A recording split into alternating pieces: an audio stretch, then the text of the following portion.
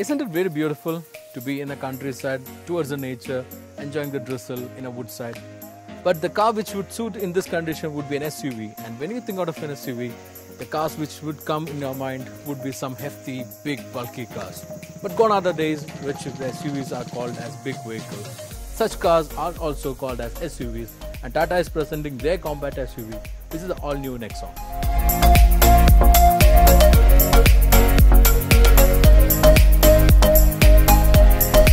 Tata has introduced the new Nexon to compete with the cars like the Maruti Vitara Brezza and the Ford EcoSport.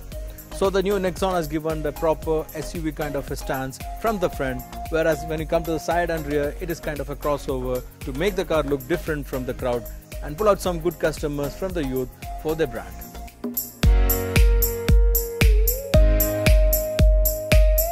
Tata called their new design language as impact design language, which they claim have a lot of impact on the segment which they are playing.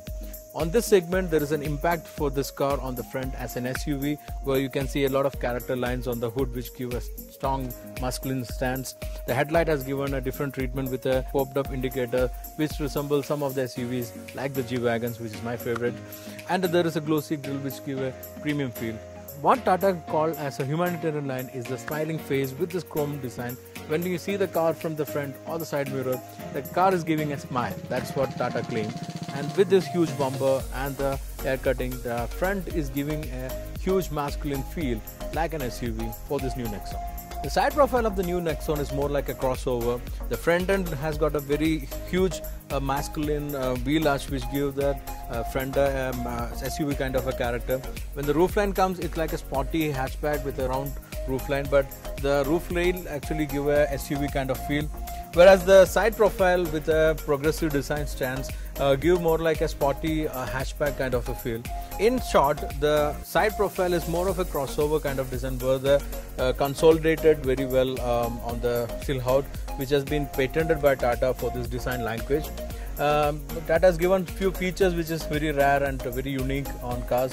One is this white cladding, which is starting from the front side view mirror and ends up on the C-pillar, which will continue on the rear portion. Altogether, on the side profile, it gives more like a crossover kind of a feel rather than SUV, and that could be one different element for Nexon from the competitors.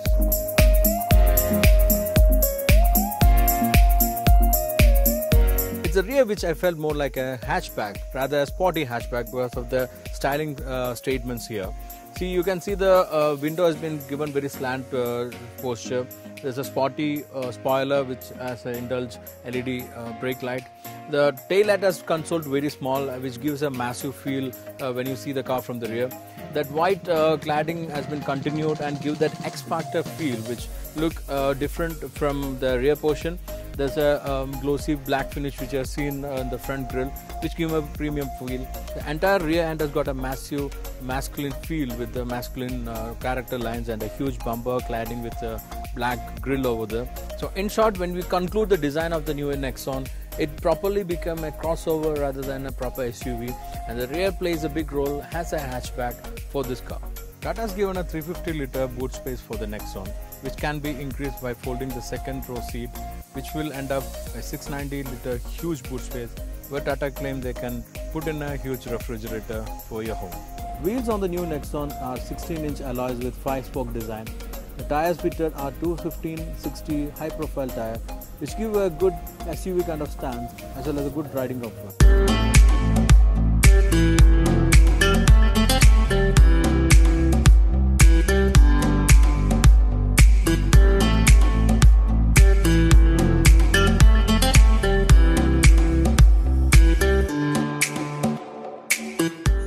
The interior of the new Nexon features the new Tata design philosophy, which we have seen in the Tiago and Tigor.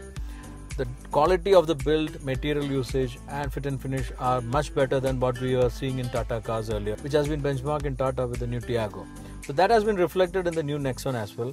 Steering is very familiar with the Tata cars, which is a 3-spoke design with multifunction. It's a clear meter console. There's a popped up screen which is a touch screen which can be used for the infotainment, reverse camera as well as for other controls like the navigation. With this design philosophy, we feel like it's from the upper class of a segment. But with the ergonomics, few of the storage are not of great use, especially the one which we have kept over here for the cell phone.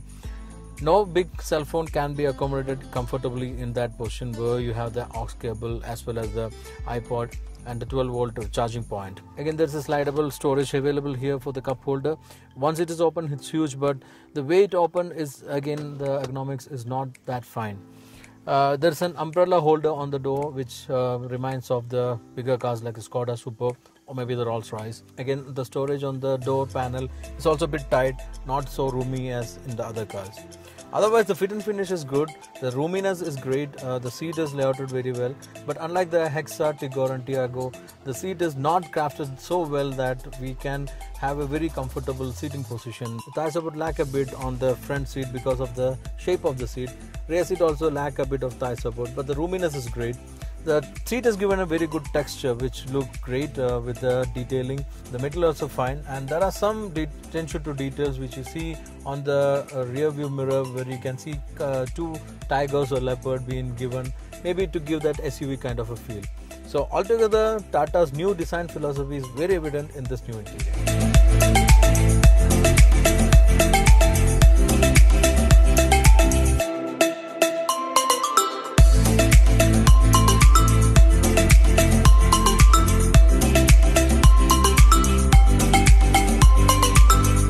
Once you start driving the new Nexon, there are a few things which comes to my mind, which are mostly the features, which is one of its kind or first of its kind features which I came to the segment. That is this wristband or wristwatch. It may look like a watch, but it is actually a key. Tata is providing two types of key with this car. One is a remote romal key, but this one is an additional accessory. It may look like a Fitbit band, but actually it is a key. What Tata mean with this key is that once you are loaded with luggage in your hand, when you are near to the car, this key can detect with the sensor and unlock the car once you press the button on the handles. But as Tata's engineers claim, it's more useful when you do workouts or when you go for jogging. You don't have to carry a heavy key with you. You just have to keep this wristband with you. But I suggest Tata should have fitted something like a Fitband so that we can monitor our calorie burning and can have a multiple use. Tata has fitted two powertrain for this car. One is the 1.2 liter Revoltron petrol and the other one is a 1.5 liter Revoltron diesel. Petrol is having an output of 110 PS and 170 Nm of torque, whereas the diesel is having an output of 110 PS and 260 Nm of torque. Both these powertrain are mated with a 6-speed manual gearbox. Again, it's one of its kind in the segment, and it is giving a decent efficiency for both this powertrain. Both this model get 3 different driving modes, which is Eco, City and Sport. Eco is meant to be for the more efficient drive, City is for the balanced drive, and as you can expect, Sport is the most sportier drive. But on this drive, with the combination of different driving condition, mostly on Sport mode, I was getting an output of around 18 km per liter on the diesel and 15 for the petrol. But the company is claiming a better efficiency that I think will be available mostly with an Eco mode. However, the total difference with all the 3 modes can be noticeable, and the Sport mode can help you give out a better sporty kind of drive and can take the car a bit of off-roading. Maybe if you are on off-road with a proper track, you can really enjoy the drive with the Sport mode. And the claimed 206mm ground clearance and some articulation and approach angle and departure angle would help for some sort of naughtiness on your off-road track. When it comes to steering, it's a very responsive steering, especially on a lower speed. It's very soft. You can maneuver it easily on a city condition. And once you spile up speed, it's not that sharp to get a proper sporty drive. The suspension of the new Tata vehicles are giving out a very good ride comfort, which is same with the new Nexon. Suspension are set in a way that it can absorb most of the uneven surface and potholes on Indian roads. They have been testing the car rigorously on various conditions, which is reflected on the suspension tuning. So it's giving out a very good ride comfort. Our effort Tata has put on the development of this new Nexon, there are few flaws can be noticeable.